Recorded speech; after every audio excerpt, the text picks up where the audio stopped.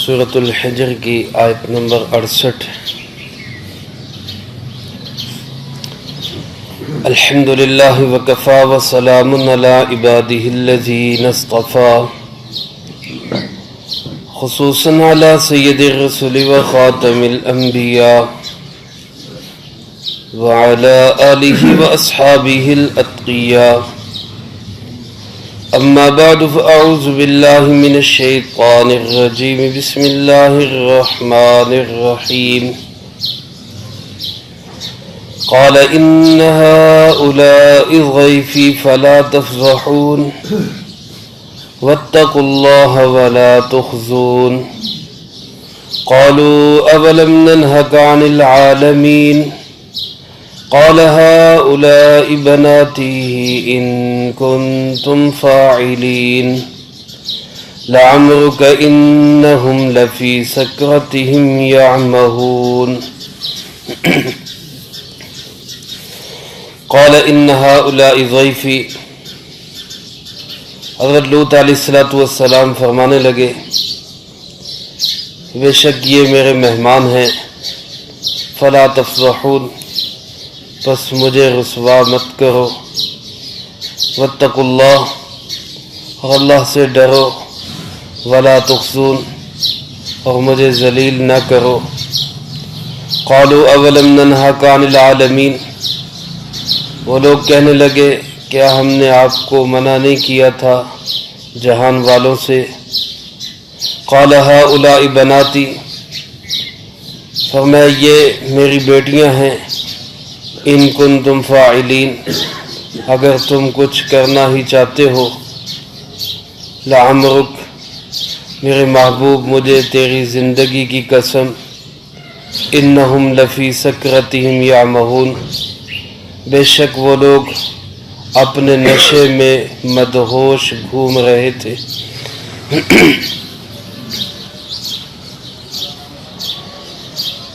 حضرت لوط علیہ السلام جن کو اللہ رب العزت نے سدومی لوگوں کی طرف مبعوث فرمایا، اردن کے مشرقی علاقے میں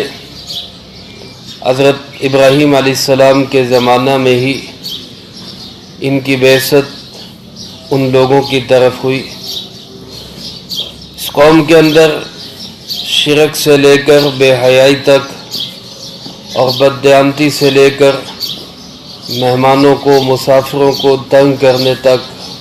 ہر بیماری پائی جا رہی تھی۔ اللہ کے نبی نے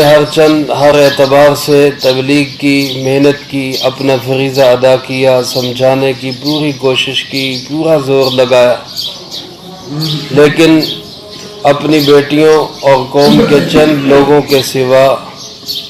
کسی نے بھی مان کر نہیں دیا، کوئی بھی نہیں مانا، کسی نے بھی تسلیم نہیں کیا، یہاں تک کہ اللہ کی طرف سے وہ وقت آ گیا جو عذاب کا طے شدہ وقت ہے۔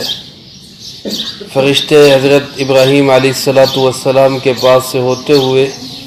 حضرت لوط علیہ السلام کے پاس پہنچے۔ حضرت لوط علیہ السلام کے پاس آئے تو فرشتے خوبصورت نوجوان لڑکوں کی شکل میں تھے۔ قوم کے لوگوں کو بھنک پڑ گئی، پتہ چل گیا، بعض روایات میں یوں بھی آتا ہے، بعض علماء نے لکھا ہے کہ گھر کے افراد میں سے کسی نے ہی خبر کر دی کہ یہاں نووارد مسافر نوجوان خوبصورت لڑکے آئے ہوئے۔ چنانچہ قوم کے لوگ ٹوٹ پڑے، اللہ کے نبی نے اپنے گھر کے دروازے بند کیے،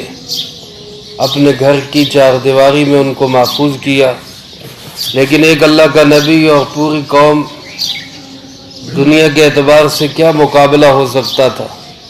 وہ لوگ زیادہ سے زیادہ چڑھے آئے، دوڑے آئے۔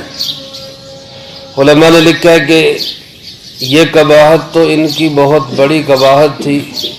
بلکہ امام انقلاب مولانا عبید اللہ سندھی رحمۃ اللہ علیہ فرماتے ہیں ایسی قباحت تھی کہ جانوروں میں بھی صرف بندروں کے اندر یہ قباحت پائی جاتی، اس کے علاوہ کسی جانور میں بھی یہ قباحت نہیں، کسی جانور میں بھی یہ بیماری اور برائی نہیں تھی۔ اس کے علاوہ علماء نے لکھا ہے کہ قوم اس طرح دنیا میں بدمست تھی کہ چھوٹی چھوٹی چیزوں کے بلکہ گھٹیا چیزوں کے نیچ چیزوں کے مقابلے ہوتے تھے۔ آج کل ہمارے یہاں بھی لوگوں کو کھیل کود میں اور اس قسم کی فضولیات میں الجھا دیا گیا، مغربی تہذیب ایسی ہی بنا دی گئی، اور ہمارے سکول کالج سے لے کر بڑے بڑے میدانوں تک ہر جگہ صرف کھیل تماشے کا نام دنیا رہ گیا۔ کھیلو کودو موج مارو چند دن گزارو، حالانکہ میرے بھائیوں اصل زندگی آخرت کی زندگی ہے۔ ہمیں اللہم لا عیش الا عیش الاخرہ، اے اللہ زندگی ہے تو وہ آخرت کی زندگی ہے، یہ کوئی زندگی نہیں۔ اب ان کے ہاں مقابلے کس چیز کے ہوتے ہیں؟ بعض علماء نے لکھا ہے کہ ہوا خارج کرنے کے بھی مقابلے ہوتے ہیں، مجلسوں میں ایک دوسرے سے اونچی ہوا کون خارج کرتا ہے۔ اب یہاں میں ایک دفعہ پڑھ رہا تھا اخبارات میں کہ مقابلہ ہو رہا ہے بین ممالک کے اندر، پتہ نہیں یہاں بھی شاید وہ آ جائے گی مصیبت کہ کہیں جو ہے معذور لوگوں کی دوڑ کے مقابلے ہو رہے ہیں، ویل چیئروں پہ بیٹھ کے دوڑ کے مقابلے ہو رہے ہیں، اور کہیں جو ہے عجیب مقابلے اپنی اپنی بیوی کو اٹھا کے دوڑ لگانی، اب آگے کون بھاگتا ہے، یہ مقابلے ہو رہے ہیں اور انہی چیزوں پہ قوم کو لگایا جا رہا ہے۔ تو اس قسم کی خرافات، بدمستیاں اور غلط کام اور گندے کام، گھنونے کام، یہ سب ان میں شروع تھے۔ اللہ کے فضل و کرم سے الحمدللہ ہمارا وطن عزیز ملک پاکستان بہرحال اولیاء اللہ، بزرگان دین، علماء کی محنتوں سے ابھی اس سطح تک نہیں گیا، اللہ ہمیں محفوظ فرمائے، ورنہ دوسرے ممالک میں تو ہم جنس پرستی کو باقاعدہ گورنمنٹی سند دی جا رہی، قانون اور اصول دیا جا رہا ہے، اس پہ کوئی قدغن نہیں، کوئی پابندی نہیں۔ یہاں بھی ایسے لوگ ہیں جو آواز اٹھاتے ہیں، اللہ کرے وہ ناکام و نامراد ہو اور کبھی بھی ان کی آواز کامیاب نہ ہو۔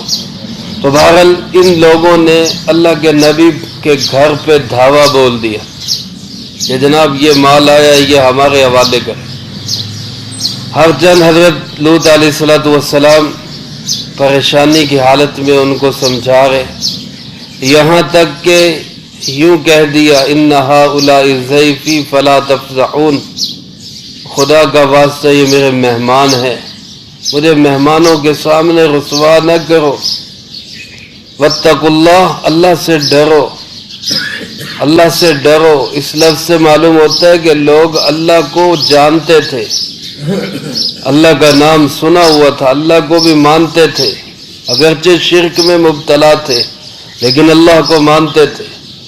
اللہ کو ماننے کے باوجود ان بیماریوں میں مبتلا تھے۔ کہتے ہیں اللہ کے نبی نے کہا اللہ سے ڈرو، ولا تخزونی، مجھے رسوا نہ کرو، مجھے ذلیل نہ کرو، میرے مہمان کیا کہیں گے کہ ہم اچھے گھر میں چلے گئے، اس نے یہ ہماری حفاظت ہی نہیں کر سکا، یہ ہمیں تحفظ ہی نہیں دے سکا۔ میرے محترم دوستو، قومی اعتبار سے آج ہم بھی کس گراوٹ کا شکار ہیں کہ ہمارے کل ایک ساتھی مجھے کہہ رہے کہ یار اتنا بھی کوئی گر سکتا ہے کہ آنے جانے والے مسافروں کو تنگ کرے، آنے جانے والے مسافروں کو نقصان پہنچائے، اتنی بھی گراوٹ ہو سکتی ہے۔ تو میں نے کہا لو دیکھ لو اب ہم نے کیا کیا،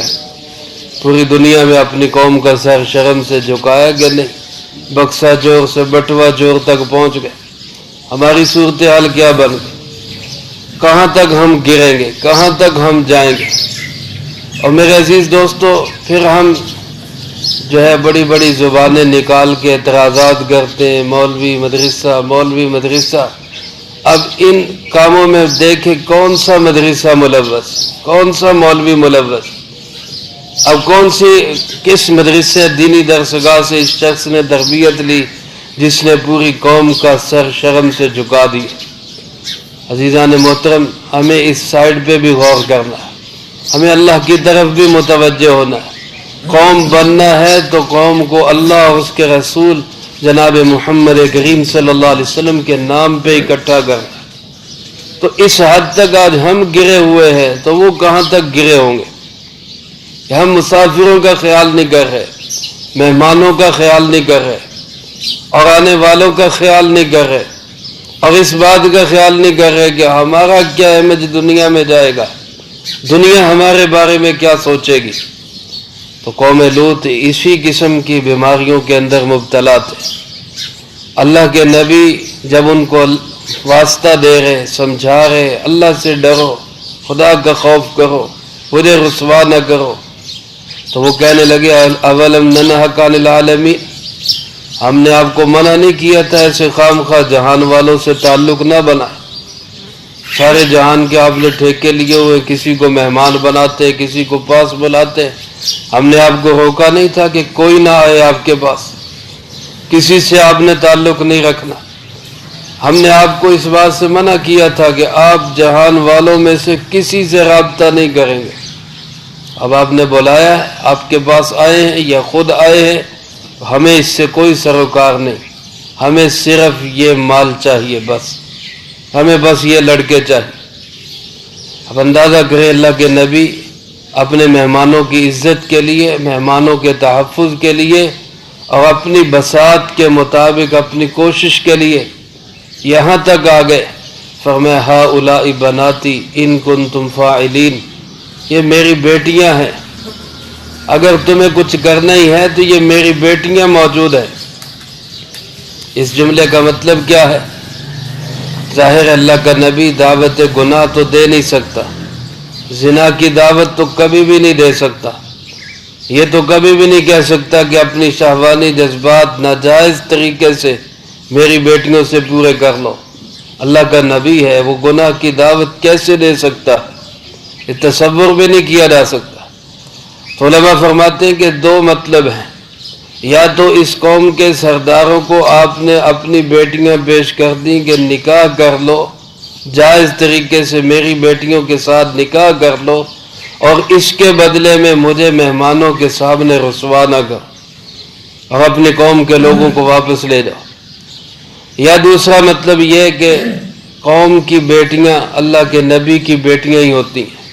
اللہ کا نبی پوری امت کے باپ جیسا ہوتا ہے۔ حضرت سلمان فارسی رضی اللہ تعالیٰ عنہ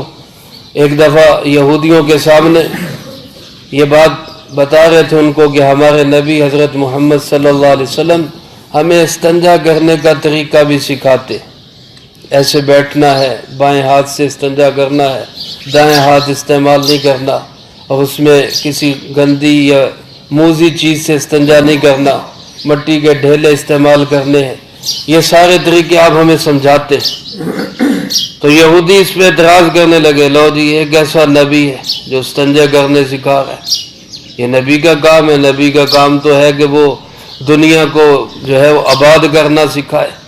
جیسے آج کل کہتے نہیں لوگ چاند پہ پہنچ گئے اور مولوی جو ہے بھی صرف ستنے اونچی کرا رہے، سنجے سیدھے کرا رہے۔ کسی نے کہا جی لوگ چاند پہ پہنچ گئے اور آپ بخاری شریف پڑھانے میں لگے ہوئے، یعنی بخاری شریف پڑھانا کوئی کام نہیں ہے، چاند پہ پہنچنا کام ہے۔ تو آگے اس نے جواب دیا کہ آپ چاند پہ گئے ہیں؟ کہتا نہیں۔ تو آپ بخاری شریف پڑھاتے ہیں؟ کہ وہ بھی نہیں۔ تو نہ آپ چاند میں جانے والوں میں، نہ بخاری شریف پڑھانے والوں، آپ کہاں پہ جائیں گے؟ تو میرے بھائیوں خام خواہ کے فضول اعتراضات۔ تو کہنے لگے یہ اللہ کا نبی کیسے استنجے کرنا سکھا رہا ہے؟ حضرت سلمان فارسی رضی اللہ تعالیٰ عنہ نے فرمایا ہاں، یہ کوئی ہمارے لیے طعنے اور طنز کی بات نہیں، یہ فخر کی بات ہے کہ بے شک ہمارے نبی ہمارے لیے ایسے ہیں جیسے کوئی باپ ہوتا ہے اپنی اولاد کے لیے، اور باپ کی ذمہ داری ہے وہ اولاد کو سکھائے پاکی کیسے حاصل کرنی ہے، استنجا کیسے کرنا ہے، وضو کیسے کرنا ہے، غسل کیسے کرنا ہے، یہ باپ کی ذمہ داری ہے۔ ہمارے نبی ہمارے لیے باپ جیسے ہے، وہ اپنی ذمہ داریاں نبھا رہے ہیں۔ اور قرآن کریم میں اللہ پاک نے جہاں یہ ارشاد فرمایا النبی اولیٰ بالمؤمنین من انفسہم وازواجہ امہاتہم، اللہ کا نبی ایمان والوں کو سب سے زیادہ محبوب ہونا چاہیے، اور اس کی ازواج ایمان والوں کی مائیں ہیں۔ اللہ کے نبی کی بیویاں ایمان والوں کی امہات ہیں، وہاں حضرت عبداللہ ابن مسعود رضی اللہ تعالیٰ عنہ کی قرات میں یوں بھی ہے وَهُوَ أَبُوهُمْ کہ وہ خود ان کے باپ جیسے ہے، وہ خود ان کے باپ کی مانند ہے۔ تو اللہ کا نبی امت کے باپ جیسا ہوتا ہے۔ تو حضرت لوط علیہ السلام نے ان کو قوم کی بیٹیوں کے متعلق کہا، امت کی بیٹیوں کے متعلق کہا کہ شہوانی جذبات کو پورا کرنے کا راستہ صرف یہ ہے کہ تم اپنے قوم کے اندر، امت کے اندر موجود بیٹیوں سے نکاح کرو اور جائز طریقے سے اپنے جذبات کو پورا کرو۔ یہ ناجائز ذرائع سے اپنے جذبات پورے کرنا یہ سب حرام ہے۔ اللہ کے نبی نے اس کو ان سے منع کیا، یہ نہیں کہ نعوذ باللہ اپنی بیٹیاں پیش کر دی کہ لو بھی جو کرنا ان سے کر لو، مہمانوں کو کچھ نہ کہو، ایسا نہیں، کیونکہ شہوانی جذبات کے پورا کرنے کے صرف دو ہی راستے، اس کے علاوہ کوئی راستہ نہیں۔ اللہ پاک نے فرمایا الا علی ازواجہم او ما ملکت ایمانہم، یا تو اپنی ازواج کے ذریعے، اور وہاں بھی جو اللہ پاک نے ارشاد فرمایا اسی طریقے سے، جو غلط راستہ غیر فطری راستہ استعمال کرے گا اللہ کے محبوب نے اس پہ لعنت فرمائی، فرمایا اللہ کی لعنت اس شخص پر جو اپنی ازواج کے بھی غیر فطری راستے سے شہوانی جذبات پورے کرے، اس پہ اللہ کی لعنت ہو۔ تو وہاں بھی صحیح جگہ پر، صحیح راستے میں، اور اسی طرح الا ما ملکت ایمانہم، یا ازواج یا دوسرا راستہ باندیاں۔ وہ باندیوں والا تو تصور اب ختم ہو چکا، وہ تو جہاد ہوگا تو پھر باندیوں والا تصور ہوگا، وہ جہاد ہی عام طور پر، عمومی طور پر اس کی فضا ختم ہو گئی، تو یہ بھی ختم۔ خصوصی طور پر جہاد جاری ہے، وہ ہمیشہ رہے گا، قیامت تک رہے گا، دین کی محنت اور جد و جہد کی شکل میں اور قتال کی شکل میں، لیکن عمومی طور پر وہ گورنمنٹ کا کام ہے، حکومتوں کا کام ہے، حکومتیں معاہدے کر چکی ہے، تو باندیوں والا نظام جو ہے وہ ختم ہو چکا۔ تو اب ایک ہی راستہ ہے کہ حلال طریقے سے شرعی نکاح ہو اور وہاں پر حلال جائز راستے سے اپنے شہوانی جذبات پورے کیے، اس کے علاوہ کوئی بھی ذریعہ اور طریقہ ہو وہ سب ممنوع اور ناجائز اور حرام۔ تو اللہ کے نبی نے ان کو اپنی امت کی بیٹیوں کا کہا، یہ قوم کی بیٹیاں، امت کی بیٹیاں، ان کے پاس جاؤ اگر تمہیں کچھ کرنا ہی ہے۔ اللہ پاک ارشاد فرماتے لعمرک، میرے محبوب مجھے تیری جان کی قسم، تیری زندگی کی قسم، قربان جائیں جناب محمد کریم صلی اللہ علیہ وسلم کی شان مبارک پر، شان مطہر پر، شان کی بلندی پر۔ حضرت عبداللہ ابن عباس رضی اللہ تعالیٰ عنہ فرماتے ہیں اس لفظ سے معلوم ہوتا ہے کہ اس جہان میں اللہ کے نزدیک سب سے عزیز جان جناب محمد کریم صلی اللہ علیہ وسلم کی جان ہے۔ اگر آپ سے بڑھ کر کسی کی جان اور عمر عزیز ہوتی تو اللہ اس کی قسم اٹھاتے، اللہ آپ کی جان کی قسم اٹھا رہے، لعمرک میرے محبوب مجھے تیری زندگی کی قسم، تیری جان کی قسم۔ یہاں پہ یہ بھی سوال ہے کہ اللہ کے علاوہ کسی اور کی قسم اٹھانا یہ جائز ہے یا نہیں؟ تو یاد رکھے ہمیں اس سے منع کر دیا گیا۔ حضرت عمر فاروق رضی اللہ تعالیٰ عنہ نے ایک موقع پر ماں یا باپ کی قسم اٹھائی تو جناب محمد کریم صلی اللہ علیہ وسلم نے منع فرما دی، فرمایا نہیں، خبردار رہو، اللہ کے نام کے سوا کسی کی قسم اٹھانی جائز نہیں، اور اللہ کے نام کی قسم بھی تب اٹھاؤ جب تمہیں یقین ہو کہ میں سچا ہوں، ورنہ اللہ کے نام کی قسم بھی مت اٹھاؤ، اور اس کے علاوہ کسی کے نام کی قسم مت اٹھاؤ، ماں باپ ہو، کوئی ولی ہو، کوئی پیر ہو، کسی سے محبت ہو، اب یہ جانو مانو کی قسمیں اٹھاتے یہ سب ناجائز ہے، غلط ہے۔ قسم جو ہے وہ صرف اللہ کے نام کی، اور کبھی ضرورت پڑے تب، ورنہ بہت زیادہ قسمیں اٹھانا یہ بھی پسندیدہ نہیں۔ بعض لوگوں کی عادت ہوتی بات بات پر قسمیں ایسا ہوا، تو یہ ایسا شخص جو ہے پسندیدہ نہیں۔ انتہائی ضرورت کے وقت صرف اللہ کے نام کی قسم، اللہ جانتا ہے، اللہ کو حاضر ناظر جان کے کہتا ہوں، حلفن کہتا ہوں، اللہ کے نام کی قسم اٹھا کے کہتا ہوں، اس کے علاوہ اور کوئی قسم نہیں۔ قرآن پاک کی قسم ہو، کسی اور چیز کی قسم ہو، یہ کوئی قسم نہیں۔ تو لہذا یہ قسم کا اصول ہمارے لیے تو یہی ہے کہ ہم اللہ کے سوا کسی کی قسم نہیں اٹھا سکتے، اور اللہ رب العزت چونکہ اللہ تو اللہ ہے، اس لیے اللہ پاک کسی کی بھی قسم اٹھا سکتے۔ قرآن کریم میں اللہ نے بے شمار چیزوں کی قسمیں اٹھائی، والشمس وضحاها والقمر اذا تلاها، یہ ساری قسمیں ہیں، والتین والزیتون وطور سینین وهذا البلد الامین، یہ سب قسمیں ہیں، والعصر ان الانسان لفی خسر، یہ قسمیں ہیں، والفجر ولیال عشر والشفع والوتر، یہ سب قسمیں ہیں۔ تو اللہ پاک مختلف چیزوں کی قسمیں اٹھاتے ہیں، اور علماء فرماتے ہیں جہاں اللہ کسی چیز کی قسم اٹھاتے ہیں تو اللہ پاک اسی چیز کو بطور گواہ اور دلیل کے پیش کرتے کہ میری بات کی دلیل یہ چیز ہے، میری بات کا گواہ یہ چیز ہے۔ تو یہاں اللہ نے اپنے محبوب کی عزت اور جان کی قسم اٹھائی، لعمرک، میرے محبوب تیری زندگی کی قسم۔ میرے عزیز دوستو، اللہ رب العزت نے جناب محمد کریم صلی اللہ علیہ وسلم کی قسم اٹھائی ہے، اور ذہن اس طرف جا رہا ہے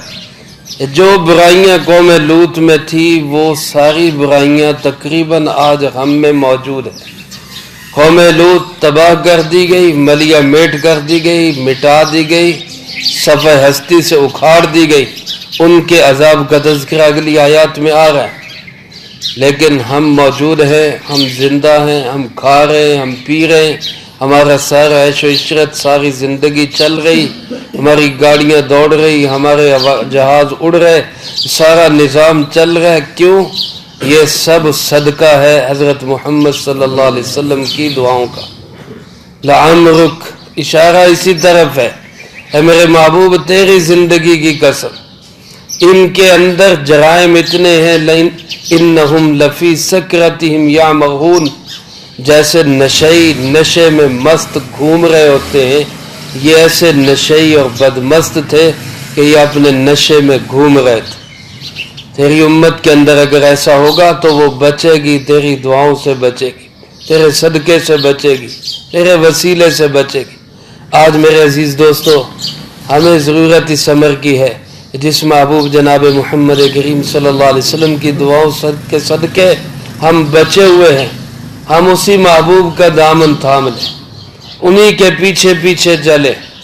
اللہ کی بات مانے، جناب محمد کریم صلی اللہ علیہ وسلم کا طریقہ اپنائے، اسی میں ہماری نجات ہے، اس کے بغیر نہیں بچ سکتے۔